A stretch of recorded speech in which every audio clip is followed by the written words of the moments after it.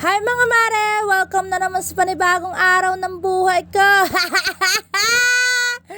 For today's vlog nga ay pumunta ako ng palengke para bumili ng tilapia at tahong. So ayan, ang bilis ko, diba nasa bahay na agad ako. Naghiwa na nga pala ako ng luya, bawang at sibuyas. Sa kalimutan ko nga yung kamatis, naglalagay talaga ako dyan. Wala kasi ako nakitang kamatis kaya siguro hindi ko naalala, charis. Parang yung ex ko, hindi na ako naalala. Eme! So yun nga, naghiwa-hiwa lang ako at nagluluto nga pala tayo ng ginisang tahong. So ayan, nakaredy na agad yung mga gagamitin ko. Tara, luto tayo. Unang luto nga ay lalagay ko agad yung luya. Pagkasunod nga ng luya, susunod ko na yung bawang. Pagkatas nga ng bawang, susunod ko na yung sibuyas. Pag lumabas na yung aroma ng mga ingredients na yan, pwede mo nang ilagay yung tahong. Tahong nga pala ang ulam natin for today's video.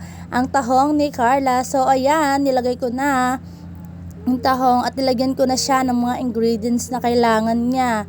Charis. So ayan nga, gisa-gisa lang tayo. At pag alam mo nang nagisa mo na ng gusto, ay maglalagay ka na dyan ng tubig.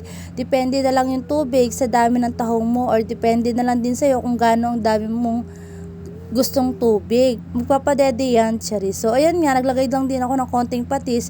Parang nakulangan kasi ako sa lasa, kaya nagdagdagon ako ng patis. So ayan nga, kumukulo na yung tahong ni Carla. Bubuka ang bulaklak, eme.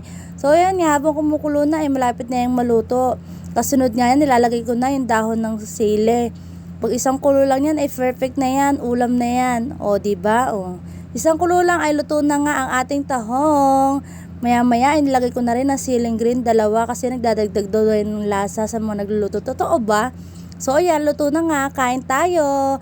O diba, nauna na nga yung prinsesa ko, Charis. Ayan, may mumu pa nga siya. Sarap na sarap kasi sa sasabaw na kinakain namin. Nahuli na nga yung prito. Hindi ko na na-videohan. Yun lang naman, salamat!